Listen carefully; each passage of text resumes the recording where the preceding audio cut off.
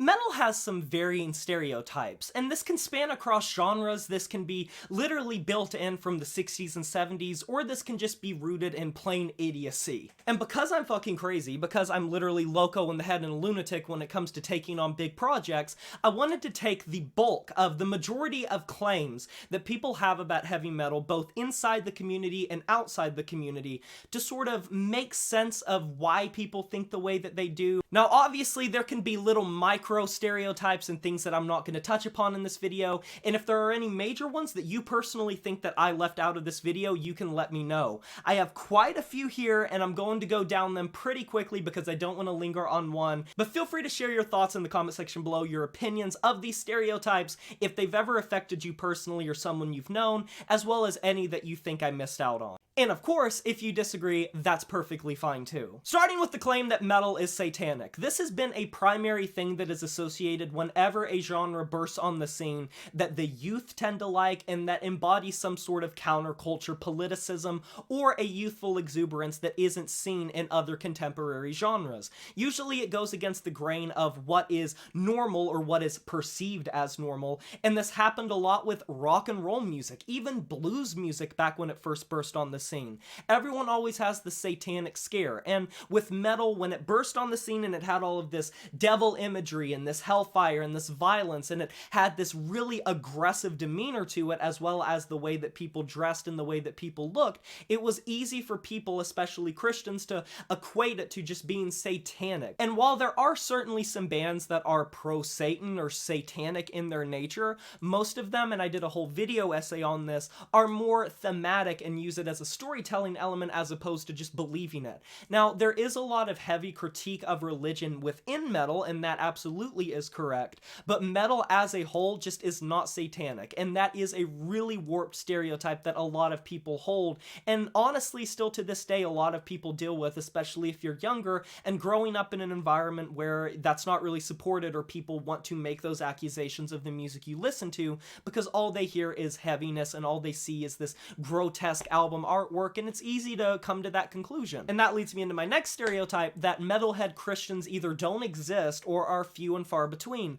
when this isn't the case. There are hundreds upon thousands, tens of thousands of metalheads that are Christian or just religious, not even talking about being Christian. It's just easy to talk about Christianity because most of the time the sort of power struggle in music tends to be Christian versus satanic or Satanism, and so it's kind of easy to come to the conclusion that there aren't going to be that many Christians in a niche that has this reputation about it. But the thing that I made a whole video on, and there was a ton of support on that, is I'm a Christian. I consider myself a Lutheran, and I listen to some of the most like depraved anti-religious music that's on the block. So they definitely do exist. There are plenty of them, and this is just not really founded in reality. There are plenty of religious metalheads, period, let alone Christian. The next stereotype is that metal has a look, and this is another thing I did a video on of, does metal just have an aesthetic? Because right off the bat you would say yes, but when you go into each little micro subgenre, niche, and that sort of thing, you see different aesthetics associated with different metal movements. So is it all linked under the same umbrella? But the thing I kind of want to hint at is there is no such thing as metal having a look. There are some of the most working class 9-to-5 blue collar people that wear polo shirts and blue jeans that you wouldn't expect anything from, that you would think listen to like Mozart and Beethoven and free jazz music, that love death metal and grindcore. Metal comes from all walks of life, and that's the beautiful part of it. There are so many people that come from different walks of life, backgrounds, ethnicities, ways that they look, ways that they dress, things that they identify with, aesthetics that they embody, and there is no way of really pinning down metal to have a specific look. And while people outside of the niche can kind of have it in their head what they imagine a metalhead would look like, most of the time that's just rooted in stereotypes and things that don't really exist. And even when you go to a metal show where you should in theory see that stereotype play out if it is true, you see a ton of different type of people that dress in different ways. There are definitely different styles and aesthetics within that little microcosm, but metal really does come from all walks of life. The next metal stereotype, and this comes from both metalheads as well as non-metalheads, and this is something I kind of want to take to task, is that metal has too many subgenres. And as someone who is doing this ongoing series of A Rough Guide to, where I dive into every like metal subgenre and genre, I think that subgenres are perfectly fine, and I don't think it's bad whatsoever to expand the niche into little niche territories, because I think in the internet age especially, it not only allows bands to find their demographic and their audiences, it also gives people in a community where there is so much material constantly, thousands upon thousands of albums released every single month, to be able to better search and better find the music that they resonate with, to where there is literally a metal subgenre similar to like electronic music for everyone. And if you like a specific sound or style or production technique or a way a melody is or just a specific texture to your music, there's going to not only be a metal subgenre for it, but it's going to be searchable and identifiable. And for people that are getting into metal, it can be pretty confusing to tell it apart, but after you've known and been in the community for a while and you learn the ropes, it's pretty easy to find out what fits into what little label. And of course you will get the really underground niche labels, but the vast majority of like the main like 80 or 100 or so metal labels and subgenres and shit, most of them in my personal opinion make perfect sense and can lead people to finding music that they resonate with and just make it easier in an age where there is so much saturation in the market. The next stereotype is that metal makes people violent. This is just not the case, and quite the contrary. There are a lot of people that struggle with mental health, that struggle with violent tendencies or depression, anxiety, whatever it may be, that connect to metal and use it as an outlet of catharsis to not take that into their life and to not take that negativity out on anyone or themselves, because it gives them a dark place to relate to resonate with, and that's why so many people that are dealing with mental health issues connect so heavily with heavy metal music. And while there are certain cases of like shooters or bad people that like specific metal genres or metal musicians, it's not the fault of metal and it's not the fault of the musicians if they are not actively inciting that or saying that you should go and do that. If someone is wanting to inflict harm on someone else or someone is wanting to wreak destruction on the world, they're going to do it anyway. And if they are going to use metal as a facet and as an excuse to do that, they would have found another facet regardless. They were already predisposed to do that and had that predisposition, so it was going to come about regardless. And metal is never going to be the reason or cause, in the same way that you can't blame any politicians or any celebrities just for having a specific opinion, because it's not their responsibility to babysit the people that listen to them or believe in them or listen to their music, because they're not saying go out and do this thing. Those people are just using that as a scapegoat to try to make it seem more feasible to people and just overall to make themselves seem more rational and justify it in their own warped minds. Next stereotype is that metal does not have meaningful lyrics. When you hear these extreme metal subgenres, it's easy to just assume that it's just like kill the world, destroy everything, burn down the forest, kill God. Like this video if you think I should start a death metal band. But quite the contrary, some of the most extreme bands on the block, I'll use like Cattle Decapitation as a great example of this, can talk about some very serious shit, and if you dive into their lyricism, they are very deep, very philosophical, and they are very cynical and pessimistic, obviously, and negative, but they approach things in such a poetic light. And that's not even going towards all of like the metalcore bands or heavy metal bands, power metal bands, folk metal bands that deal with heavy emotion, or things like mental health, things like self-expression, things like outsider culture. Just like any other genre, you have a lot of different types of lyrics, and there are plenty of metal bands that just write about whatever and just are like wallpaper that's meant to be shock and awe. But could you not say the same about like a million other like gangster rap songs or a million other trap rap songs? They're still valid, they're still music, and there's plenty of very conscious hip-hop songs that are fantastically written, and neither of those are better than one another. It's just a preference thing, and there are tons of meaningful metal lyric, and some of the songs that have meant the most to me on a personal level have come from some of the most extreme forms of metal. Next up, metalheads are depressed. This is just a general like thing of sort of like the violent thing. Most people assume that metalheads are dealing with mental health issues, and while that is probably one of the more true ones on this list, because unfortunately metal does attract a lot of people who are struggling, who are fucking going through shit, and that's perfectly fine. It doesn't make you a weaker person, it doesn't make you someone that is inferior to anyone else, and I think it's just the nature of the culture and the zeitgeist that's built around it and where it came from, its roots, and I don't think there's anything wrong with that whatsoever. But does that mean that there aren't plenty of metalheads that are living happy, fruitful lives and aren't dealing with anything? No, everyone deals with their own shit in their own way, and it's just a matter of where you put that that and rank that on a scale, but most metalheads, yeah, they probably deal with some stuff. I've talked to a lot of fantastic people who are struggling with mental health, that are struggling with things in their life that make it a challenge just to live day to day, but it doesn't make them any less of people. Next up, all metalheads are intolerant. And this kind of goes hand in hand with the most recent video I made, or one of the most recent videos I made about like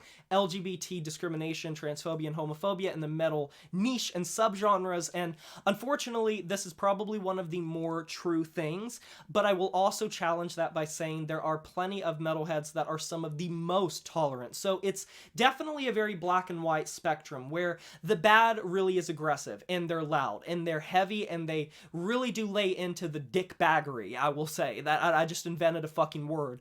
But the people that are tolerant, that are kind, that are compassionate are some of the sweetest people. And metalheads by nature are some of the kindest people that I've ever met in any of the communities I've been a part of. And anytime you talk about a serious issue like I did in that video, there are dozens, hundreds of comments of people being so sweet and kind and saying, thank you, I believe in this, I think that this community should be accepting of everyone. So I don't think that by nature heavy metal is supposed to be intolerant.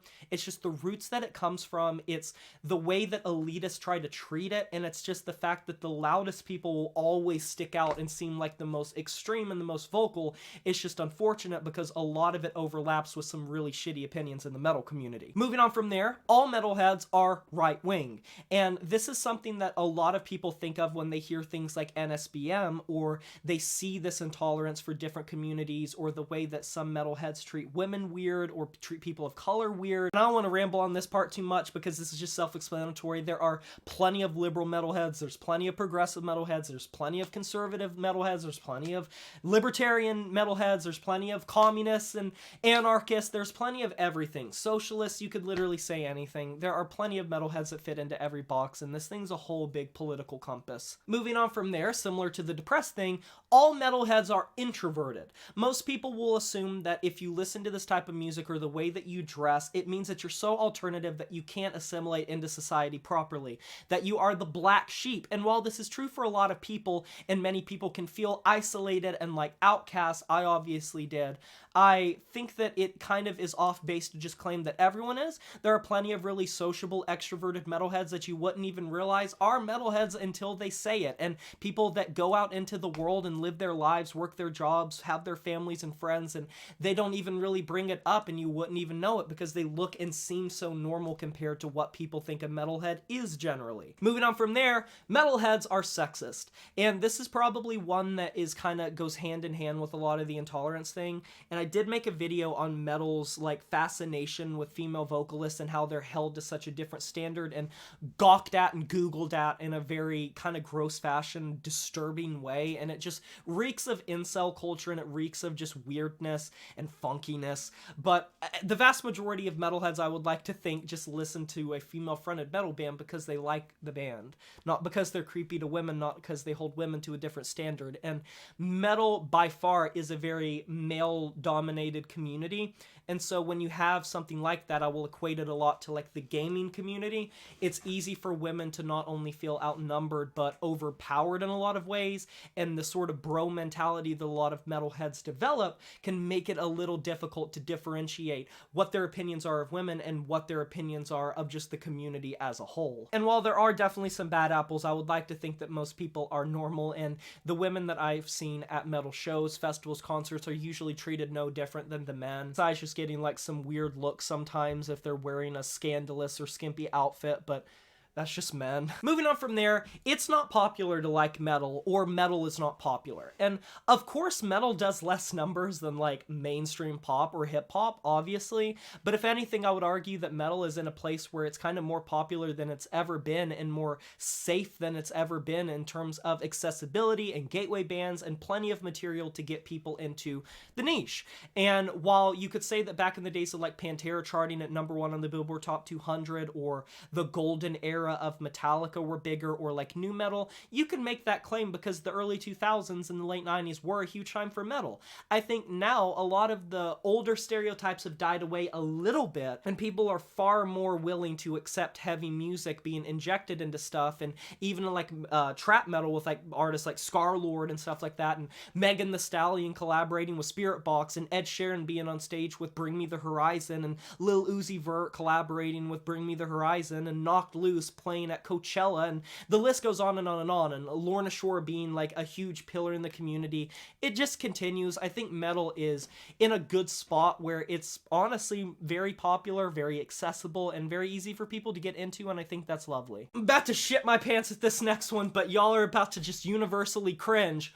Metal vocals do not take talent. This is like the biggest one. This is, I swear, it's probably the one you will hear the most, is that metal vocals do not take talent. And there are plenty of videos of people calling people out and saying, well, if it doesn't take talent, then do a metal vocal. I can comment this as someone who has literally been practicing metal vocals for over a decade at this point, that learning the different types of techniques, tongue placement, breath support, as well as how you produce noise, resonance, volume, projection, it is all incredibly difficult to master. And it is a form of singing, and it can have just as much melody and harmony as anything else, and the way that it also incorporates things like distortion, things like dissonance, is incredibly impressive for people that are able to do it. Moving on from there, and this is probably the second most one that you'll hear, is metal is just noise, it's just distortion, it's just fucking noise.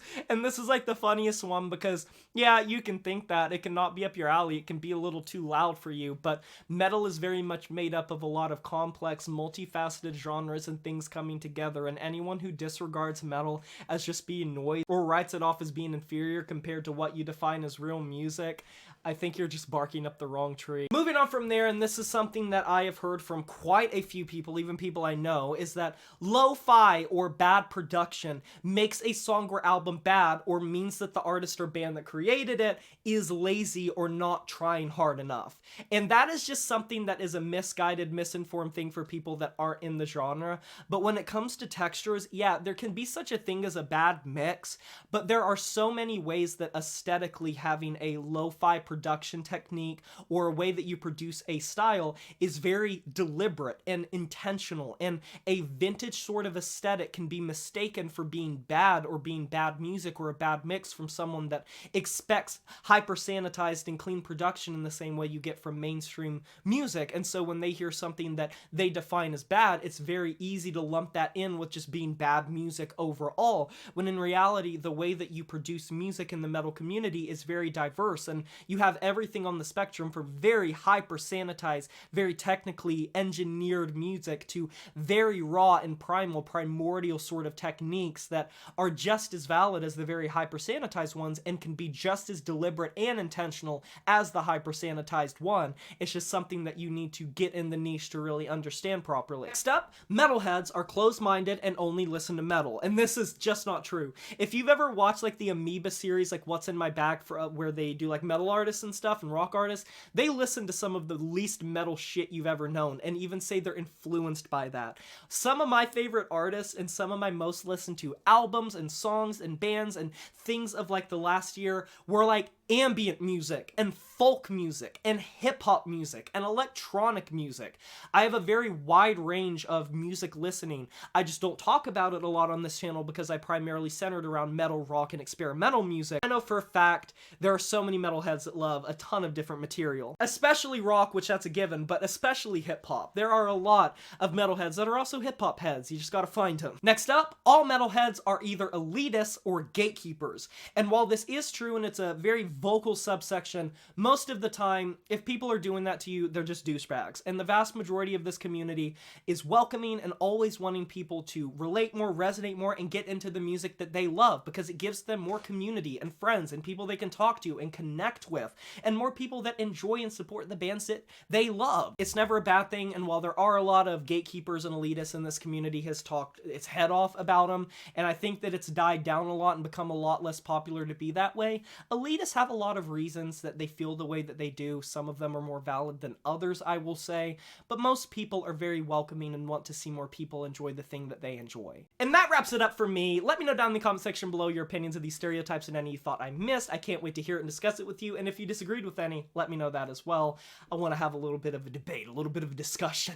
Be sure to like this video if you enjoyed it, subscribe to join the review family today, and smash that notification bell to be notified of my future uploads. You know who it is, my name is Jay Morris, and I'm signing off saying farewell.